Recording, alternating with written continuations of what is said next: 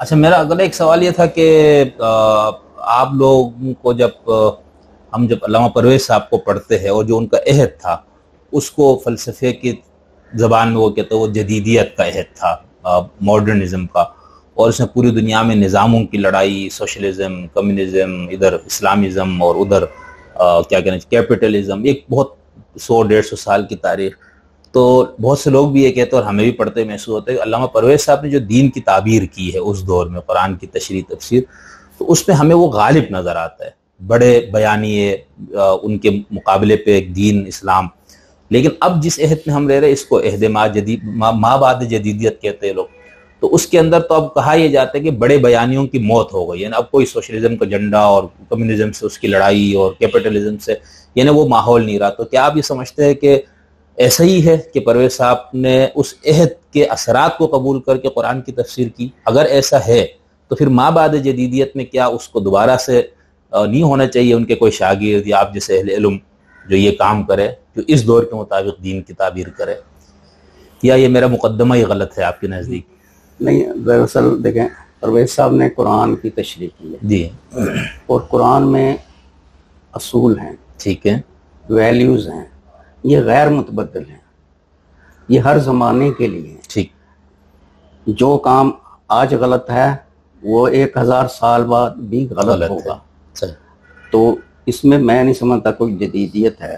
جو آنی ہے اس کے لیے تھوڑی سی وضاحت یہ ہے کہ قرآن حدود بتاتا ہے کہ اس دائرے کے اندر آپ کو آزادی ہے، ٹھیک، اس دائرے کے اندر آپ کر سکتے ہیں. صحیح. زمانے کے مطابق جو زمانہ ترقی کرے گا تو آپ نے دیکھنا ہے کہ قرآن کا یہ اصول آج ہم کیسے امپلیمنٹ کریں گے. صحیح. کیونکہ بہت ساری چیزیں اس وقت نہیں تھیں، اب ہیں، بالکل، اور آئندہ کچھ اور ہوں گی. تو یہاں تو تبدیلی آئے گی لیکن بنیادی اصولوں میں نہیں آئے گی. صحیح. بہت شکریہ.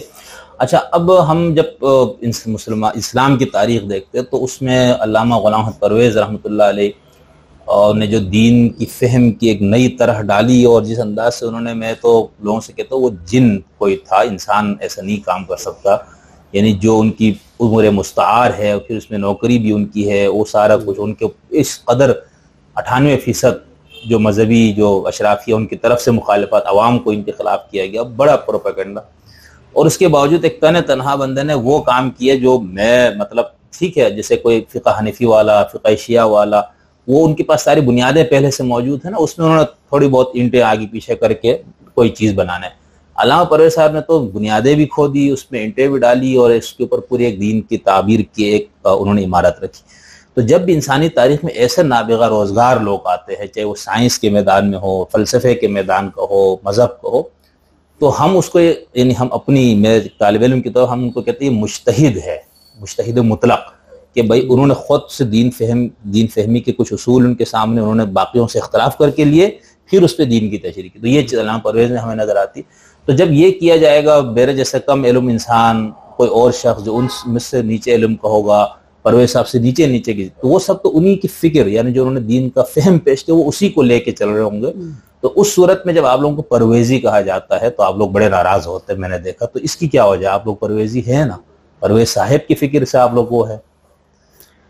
ایسی بات نہیں ہے. اگر آپ دیکھیں پرویز صاحب نے کلیئرلی اپنی کتابوں میں بھی لکھا ہے، اپنے درسوں میں بھی کہا ہے کہ آپ نے پرویز کو فالو نہیں کرنا، بالکل ٹھیک ہے، اپنی عقل سے فیصلہ کرنا ہے. ٹھیک ہے. تو ہم پرویز صاحب کو فالو نہیں کرتے، ہم قرآن کو فالو کرتے. صحیح. لیکن قرآن سمجھانے کا جو طریقہ انہوں نے بتایا ہے وہ اس سے بہتر ابھی تک کوئی نہیں نظر آیا. ٹھیک ہے نا. انہوں نے، میں کہتا ہوں، اور صدیوں کا کام کر دیا ہے، اور یہ پیچھے بھی نہیں ہوا.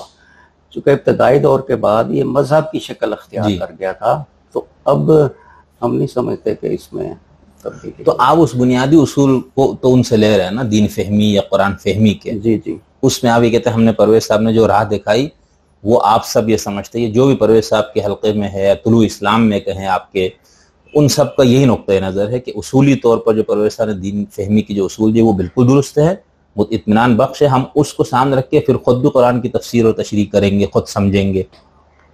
یعنی اس اصولوں میں آپ کو پرویز صاحب سے تو اختلاف نہیں ہوگا نا؟ نہیں، بعض اوقات دیکھیں ہوتا ہے. اچھا. کیونکہ ان چیزوں میں اختلاف ہوتا ہے. دو طرح کے قوانین ہیں اگر دیکھا جائے قرآن میں.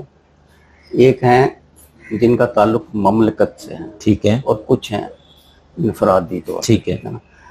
تو اب چونکہ نظام نہیں ہے تو کچھ لوگ کہتے ہیں اسلامی نظام میں معیشت ایسے ہوگی, جی, دوسرا کہتا ہے ایسے ہوگی.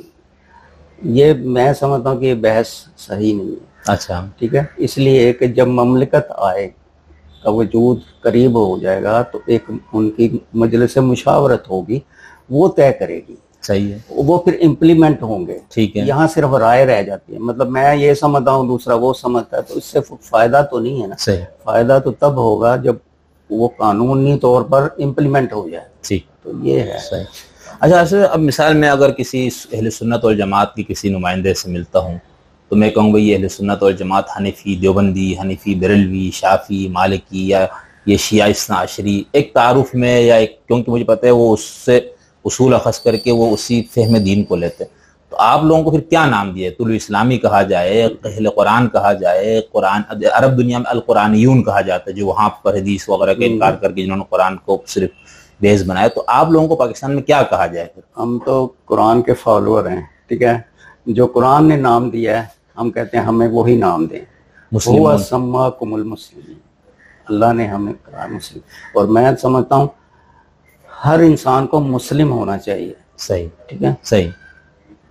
یہ جو الگ سے تخصص ہے وہ بالکل وہ ہے جو مطلب ہے فرقہ واریت کی طرف جاتا ہے. میں اپنے آپ کو منفرد قرار دوں گا, آپ سے مختلف بنوں گا تو اختلاف تو ہو جائے گا. صحیح. صحیح. صاحب یہ جو پرویز صاحب نے لکھا ہے کہ میں نے جب فرقہ واریت پہ بہت کام کیا اور یہ ثابت کیا کہ فرقہ بنانا شرک ہے, تو کہتے بھائی مولویوں نے پھر یہ بجائے اس کی کہ وہ اپنے فرقے اور ان پہ نظر ثانی کرتے انہوں نے ہمیں بھی ڈال دیا کہ پرویزی فرقہ ہے. ٹھیک ہے. ایک دوسرا وہ کہتے ہیں کہ ان لوگوں نے دفاع میں آ کے آپ کہنا شروع کر دیا یہ فرقے تھوڑے, یہ تو مکاتب فکر ہیں. تو ان دونوں میں کیا فرق ہے مکتب فکر اور فرقے میں؟ پرویز صاحب تو کہتے ہیں ایک ہی چیز ہے, انہوں نے خواہ مخواہ نا وہ اس دفاعی پوزیشن میں آ کے, قرآن میں تو واقعی میں یہ کہا وَلَا تَكُونَ مِنَ الْمُشْرِكِينَ الَّذِينَ فَرَّقُوا دِينَهُمْ وَكَانُوا شِيَعًا, بہت ساری آیتیں ہیں نا. تو پر علامہ پرویز صاحب ان دونوں میں کیا فرق کرتے ہیں, یا آپ ان میں کوئی فرق کرتے ہیں مکتب فکر اور فرقہ, یہ ایک ہی چیز ہے؟ آپ کوئی بھی کوئی نام دے دو. میرے نزدیک تو ایک ہی چیز ہے. اچھا, کوئی فرق نہیں ہے. ہاں, میرا مطلب چونکہ وہ نظام پر ان کی نگاہ نہیں ہے. صحیح. وہ تو اسلام کو اسی طرح ہی سمجھتے ہیں کہ فقہ کی بنیاد پر, روایات کی بنیاد پر, تو پھر انہوں نے ایک دوسرے سے اختلاف کیا. لیکن قرآن کریم میں بہت ساری آیات ہیں, بہت ہی سخت الفاظ میں اس سے منع کیا گیا ہے. کیونکہ ایک امت ہونی چاہیے. یہ مسلمانوں میں تو ممالک بھی نہیں ہونے چاہیے اتنے, نہ اس میں یہ فقہ کے طور پر الگ الگ وہ جو ہونے چاہیے پارٹیاں ہونی چاہیے. ایک امت ہونی چاہیے, سب مسلمان ہونے چاہیے. تو ریاست میں بنے گی اور اس میں نظام آئے گا تو ایک ون پارٹی رول یہی ہوتا ہے. نہیں دیکھیں, وہ تو اس سے کوئی غرض نہیں ہوتی عوام کو. عوام کو اگر سہولتیں مل رہی ہیں تو وہ نہیں, ان کو طرز حکومت سے, اگر میں کہوں کہ جمہوریت سے زیادہ جو دبئی میں ہے ان کا نظام بہترین ہے عوام کے لیے. یعنی عوام اس سے خوش ہیں, ان کو کبھی نہیں خیال آئے کہ نہیں ہمارے ہاں جمہوریت ہونی چاہیے. صحیح. تو یہ ہے. ٹھیک. یعنی آپ یہ بھی کہہ سکتے ہیں کہ قرآن نے بھی کوئی طرز حکومت کو بنا کے نہیں دیا کہ جمہوریت ہو, بادشاہت ہو, جو ہمارے یہاں بیس ہے نا علم سیاست میں کہ ملوکیہ, ڈکٹیٹرشپ اور یہ فلانا. تو آپ یہ کہہ رہے ہیں کہ اسلام کی روح سے یہ ہے کہ بھائی قرآنی اقدار نافذ ہوں وہاں پر, جو خلیفہ المسلمین کہے, امیر المومنین, کوئی بھی آپ ٹائٹل دے, اس سے کوئی فرق نہیں پڑتا. اس کی روح ہو قرآن کے اقدار کی حکمرانی ہو, لوگوں کے تمام معاشی اور دیگر مسائل کا حل ہو, تو وہ قرآنی نظام ہے. بالکل ٹھیک. یعنی اور اس میں جو جزیات وغیرہ ہے وہ شورا کے ذریعے, آپ کہہ رہے ہیں پارلیمنٹ جو آج ہم سمجھنے کے لیے کہہ سکتے ہیں, اس کے ذریعے قرآن نے چونکہ وہ شورا کا امرہم شورا بین. بالکل بالکل ٹھیک.